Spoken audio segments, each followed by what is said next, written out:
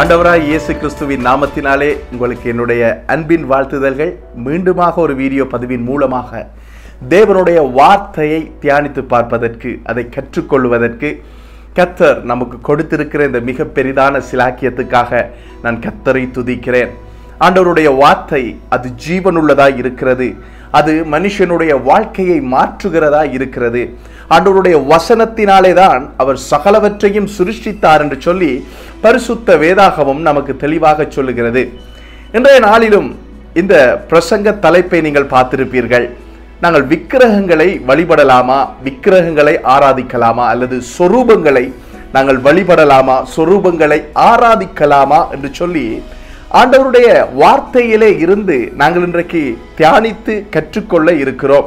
நீங்கள் கத்தோலிக்க திருச்சபையை சார்ந்தவராய் இருந்தால் உங்களுடைய வீட்டிலே இருக்கின்ற திருவிவிலியத்தை எடுத்து நான் இங்கே குறிப்பிடுகிற தேவ வார்த்தைகளை நீங்கள் வாசித்து அந்த வார்த்தைக்கூடாக நீங்கள் போய் அதை தியானிக்கும் பொழுது உங்களுக்கு தெளிவு உண்டாகும். நிச்சயமாக பரிசுத்த ஆவியானவர் அவருடைய வார்த்தையின் மூலமாக உங்களோடு பேசுவாராக. ஏனென்று சொன்னால் வேதம் தெளிவாக சொல்லுகிறது, தேவனுடைய வசனங்கள் எல்லாம் அது பரிசுத்த ஆவியானவரினாலே எங்களுக்கு அருளப்பட்டிருக்கிறது என்று சொல்லி.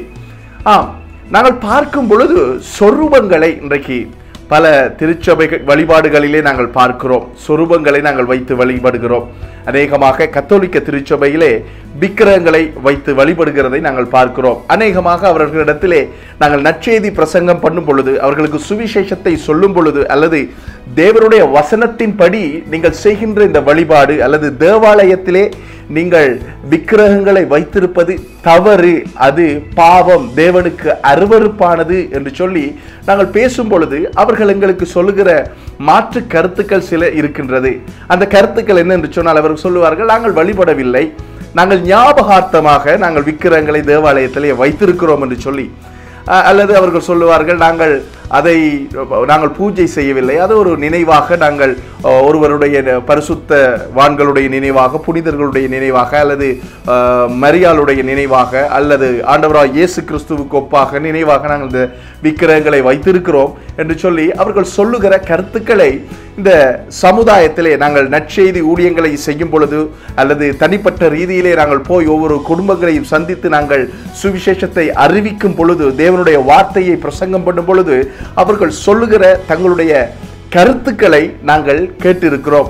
ஆகையினால் இந்த வீடியோ பதிவின் மூலமாக இந்த கருத்துக்கள் எல்லாம் இருந்தாலும் தேவனுடைய வார்த்தை, வானத்தையும் பூமியையும் படைத்த சர்வ வல்லமையுள்ள ஒரே தேவனாகிய ஆண்டவராகிய இயேசு கிறிஸ்து இந்த வார்த்தையின் மூலமாக, பரிசுத்த வேதாகமத்தின் மூலமாக தன்னுடைய ஜனங்களுக்கு என்ன கட்டளை சட்டங்களை, எப்படிப்பட்டதாக ஆராதனை செய்ய வேண்டும், எப்படிப்பட்டதான பரிசுத்தமுள்ள வாழ்க்கை வாழ வேண்டும், எது அவருக்கு பிரியமான ஆராதனை என்று சொல்லி பல காரியங்களை இங்கே அவர் எழுதி கொடுத்திருக்கிறதை நாங்கள் அறிந்திருக்கிறோம். ஆகையினாலே இன்றைய நாளிலும் கூட நாங்கள் சொரூபங்களை வழிபடலாமா?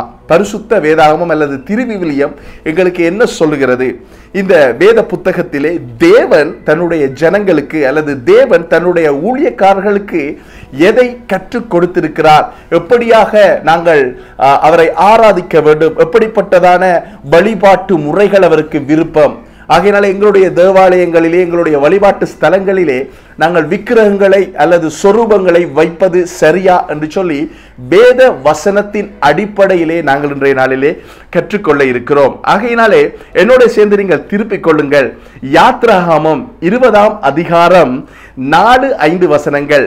நீங்கள் திருவிவிலியத்தை வைத்திருந்தீர்களானால் திருவிவிலியத்திலே விடுதலை பயணம் புஸ்தகத்திலே 20வது அதிகாரம் 4-5 வசனங்களை நாங்கள் இன்றைய நாளிலே தியானித்து கற்றுக்கொள்ள இருக்கிறோம். இந்த வார்த்தைகள் உங்களோடு பரிசுத்த ஆவியானவர் இடைப்பட்டு பேசுவாராக. ஆகையினாலே இந்த வசனம் இப்படியாக நமக்கு சொல்லுகிறது. ஆண்டவர் சொல்லுகிறார், மோசையை நோக்கி, மேலே வானத்திலும் கீழே பூமியிலும் பூமியின் கீழ் தண்ணீரிலும் உண்டாயிருக்கிறவைகளுக்கு ஒப்பான ஒரு சொரூபத்தையாகிலும் யாதொரு விக்கிரகத்தையாகிலும் நீ உனக்கு உண்டாக்க வேண்டாம். அதாவது ஆண்டவர் சொல்லுகிறார், வானத்துக்கு கீழே, வானத்தினுடைய உயரம் நமக்கு தெரியும், அது எட்டாத ஒரு உயரம் என்று சொல்லி நாங்கள் அறிந்திருக்கிறோம் இல்லையா? அதே போல கீழே பூமியிலும், பூமியிலே, பூமிக்கு மேலே, பூமியின் கீழ் தண்ணீரிலும், பூமிக்கு கீழே இருக்கிற காரியங்களிலும் உண்டாயிருக்கிறவைகளுக்கு ஒப்பான ஒரு சொரூபத்தை ஆகிலும் யாதொரு விக்கிரகத்தையாலும் நீ உனக்கு உண்டாக்க வேண்டாம். அதாவது சில வேளைகளில் இந்த வசனத்தை நாங்கள் கத்தோலிக்க சகோதரர்களுக்கு சுட்டி காட்டும் பொழுது அவர்கள் சொல்லுவார்கள், நாங்கள் வேறு விக்கிரகங்களை, வேறு கடவுள்களுடைய விக்கிரகங்களை, வேறு கடவுளுக்கு ஒப்பாக இருக்கிற வேறு காரியங்களைத்தான் நாங்கள் உண்டு பண்ணக்கூடாது என்று சொல்லி இந்த வசனம் சொல்லுகிறது என்று சொல்லி அவர்கள் எங்களோட வாதாடுகிறதை நாங்கள் பார்த்திருக்கிறோம்.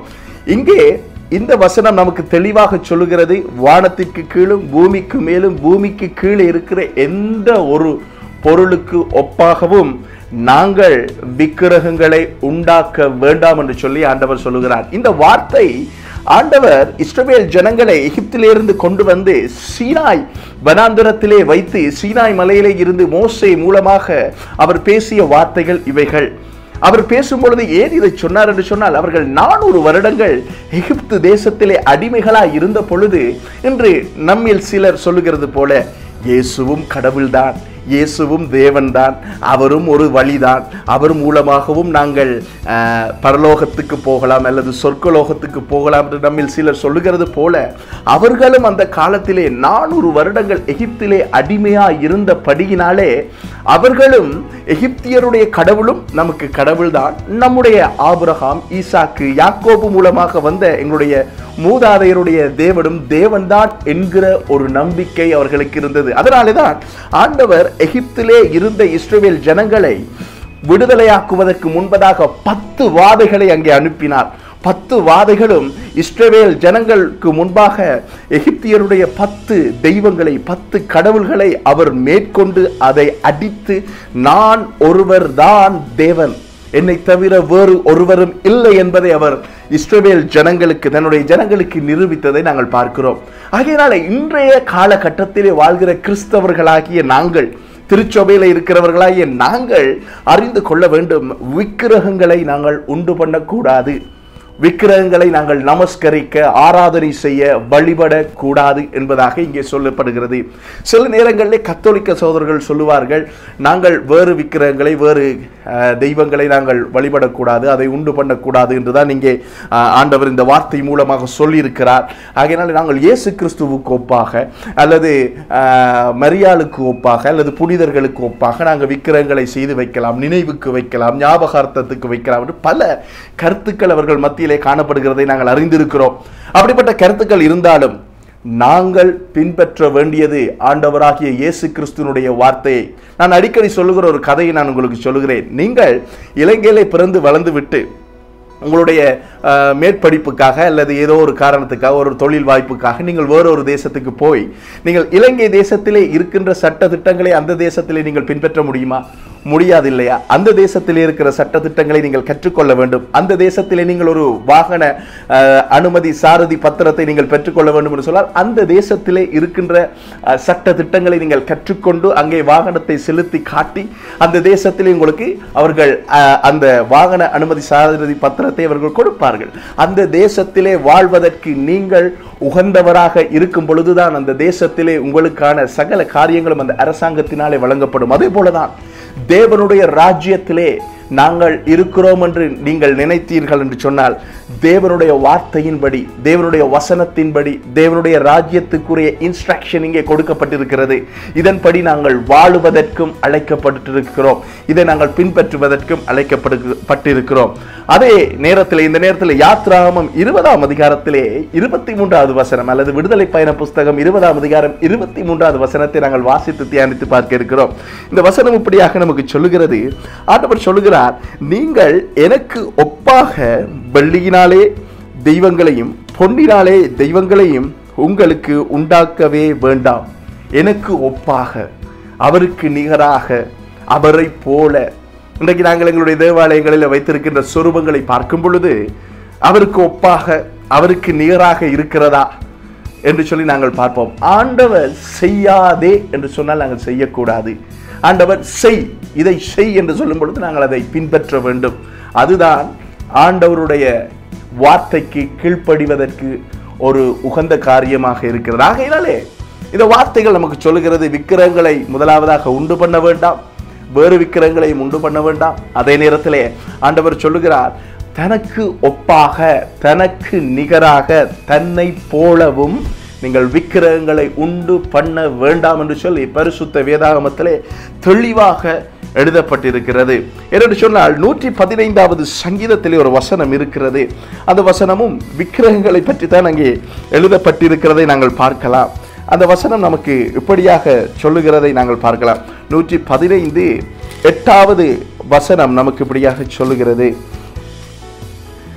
அவைகளை பண்ணுகிறவர்களும் அவைகளை நம்புகிறவர்களும் யாவரும் அவர்களைப் போலவே இருக்கிறார்கள்.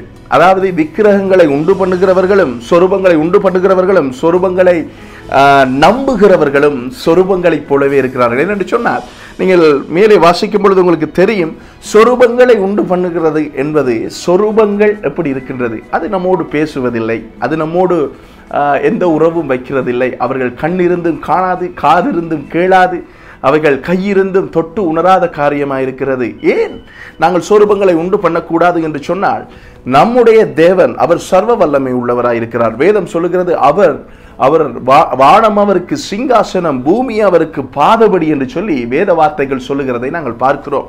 அப்படிப்பட்ட மகாபராக்கிரமமான தேவனுக்கு நாங்கள் ஒரு களிமண்ணிலே அல்லது ஏதோ ஒரு மெட்டீரியல், ஏதோ ஒரு மூலப்பொருளே இருந்து நாங்கள் அவருக்கு நிகராக ஒரு விக்கிரகத்தை செய்து நாங்கள் வழிபடும் பொழுது அது அவரை அவமானப்படுத்துவதாக அமையும். ஆகையினாலே எனக்கு அன்பானவர்களே, இந்த வார்த்தையை கேட்கிற நீங்கள், தேவன் சொல்லுகிறார் சொரூபங்களை செய்ய வேண்டாம், சொரூபங்களை வழிபட வேண்டாம்.